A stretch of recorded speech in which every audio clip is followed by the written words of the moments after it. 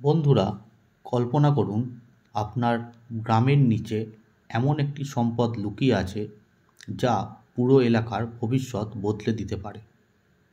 আজ আমরা বলবো উত্তরপ্রদেশের বলিয়া জেলার এক অবিশ্বাস্য আবিষ্কারের গল্প, যেখানে মাটির নিচে পাওয়া গেছে প্রচুর কাঁচা তেলের ভাণ্ডার। তো চলুন বন্ধুরা, দেখে নেওয়া যাক কী ঘটেছে।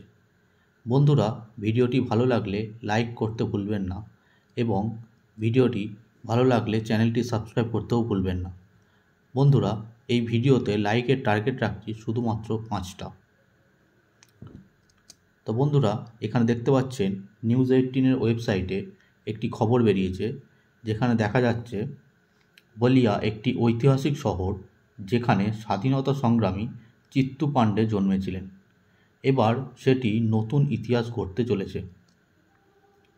বন্ধুরা, তেল খোঁজার কাজ শুরু করেছিল ওএনজিসি এবং 3000 মিটার গভীরে তারা এক বিশাল কাঁচা তেলের স্তর খুঁজে পায়।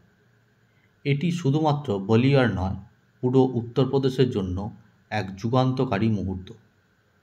কিন্তু কাঁচা তেল পাওয়া মানেই কি তাৎক্ষণিক সাফল্য?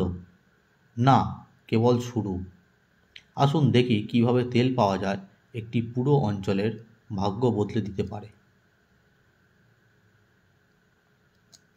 প্রথমত, যেখানে তেল পাওয়া যায় সেখানে নতুন নতুন কলকারখানা গড়ে ওঠে। রিফাইনারি, তেল পরিশোধন কেন্দ্র, পেট্রোকেমিক্যাল ইন্ডাস্ট্রি, এসব এক বিশাল কর্মসংস্থানের সুযোগ তৈরি করে।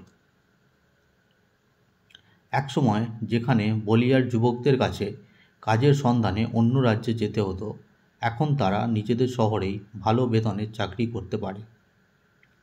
তেলের খনি তৈরির কারণে জমির দামও কয়েক গুণ বেড়ে যাবে। কৃষকরা তাদের জমি বিক্রি করলেও লাভবান হবেন, আবার শিল্পের বিকাশ হলে তাদের জন্য নতুন বাজারও খুলে যাবে।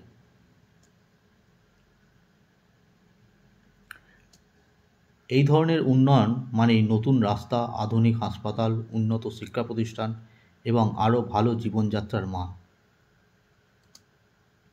আপনারা কি জানেন, মাত্র 50 বছর আগে দুবাই ছিল একটি সাধারণ মরুভূমি, কিন্তু তেল পাওয়ার পর এটি বিশ্বের অন্যতম ধনী শহরে পরিণত হয়েছে।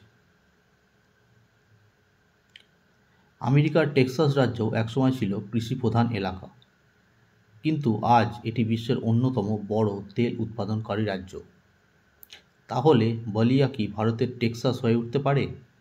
এই প্রশ্নই এখন সবচেয়ে গুরুত্বপূর্ণ।